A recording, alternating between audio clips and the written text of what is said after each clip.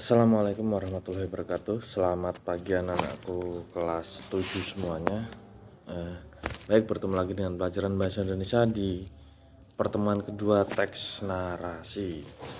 Kemarin Bapak udah minta kalian untuk memahami apa itu pengertian teks narasi, ciri umumnya, dan tujuan komunikasinya. Oke. Dari kemarin tuh ya ada beberapa yang sudah mengerjakan, ada yang belum. Ya nggak apa-apa. Tapi kan kita sebentar lagi ketemu ya. Nanti Bapak tagih kan gitu. Oke. Baik, kemarin udah untuk pengertiannya udah pada benar semua ya. Teks narasi atau teks cerita imajinasi itu adalah teks yang memaparkan suatu cerita yang sifatnya itu menghibur kan gitu. Jadi ciri umumnya jelas, salah satunya adalah bersifat menghibur, terdapat hal-hal baik di dalamnya, berupa cerita, bisa nyata, bisa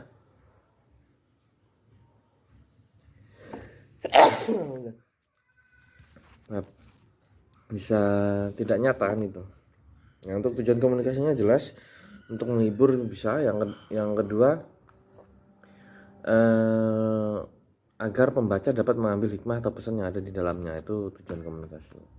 Tadi ciri umum sudah. Nah, sekarang kita akan belajar tentang unsur pembangun.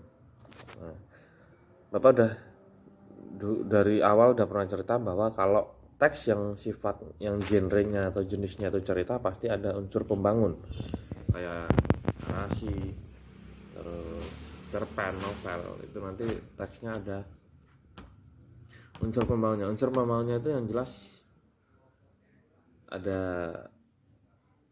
unsur pembangun ini dibedakan menjadi dua ya. Ini untuk tambahan pemahaman kalian aja ya. Yang jelas kalau unsur pembangun itu ada dua, internal, eksternal, dan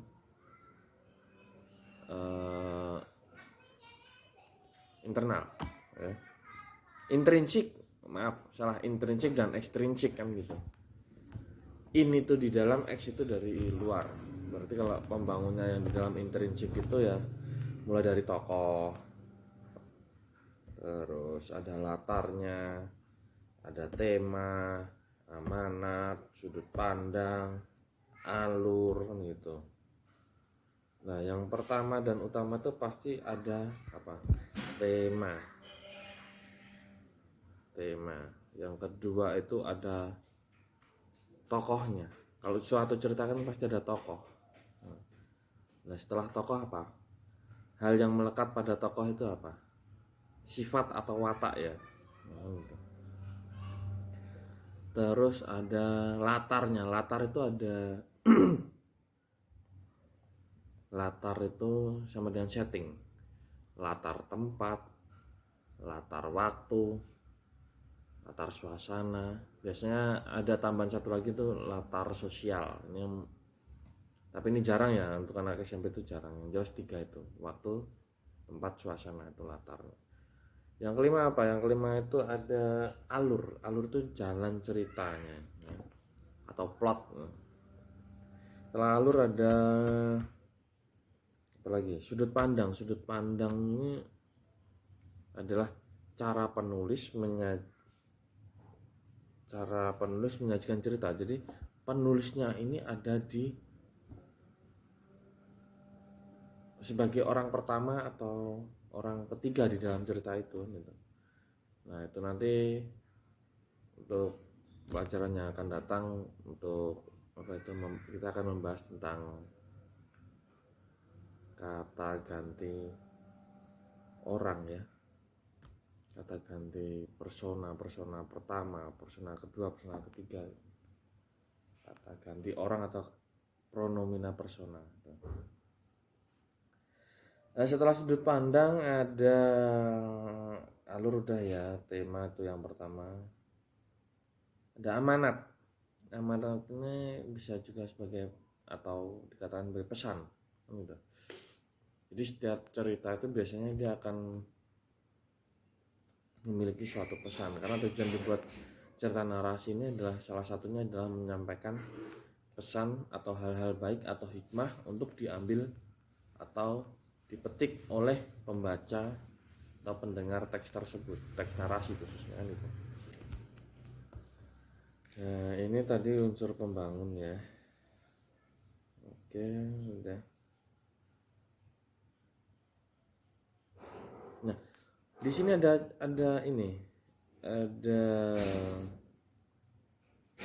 materi sedikit ya di halaman 37 itu di alinea terakhir ketika menyajikan cerita, yang itu loh, yang ketika menyajikan cerita penulis menggunakan kata ganti iya. Nah, kata ganti iya ini merupakan salah satu contoh kata ganti orang ketiga ya.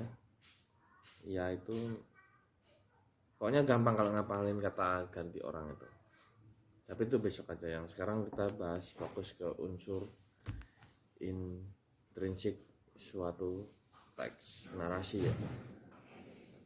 Tadi bisa ada tema, tokoh di dalamnya pasti ada watak. Watak ini adalah suatu pembeda antara tokoh satu dengan tokoh yang lain kan gitu.